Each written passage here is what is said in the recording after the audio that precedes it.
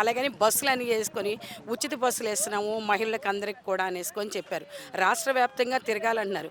ఈరోజు విశాఖపట్నం వెళ్ళాలనుకుంటే ఎన్ని బస్సులున్నాయి సార్ అక్కడ వేయడానికి? లగ్జరీ బస్సులు అవన్నీ గూడా అక్కడికి పనికిరావు. పల్లి వెలుగులు ఇవన్నీ కూడా దగ్గరలో ఉండేయే ఉంటాయన్నమాట. ఇలాగేంటంటే ప్రజల్ని మోసం చేయడానికి ప్రతి ఒక్కటి కూడా ఆయనకి తోచిన విధంగా అలా వెళ్ళిపోతున్నారు. అదేమంటే నేను సూపర్ 6 కొట్టేసేసాను.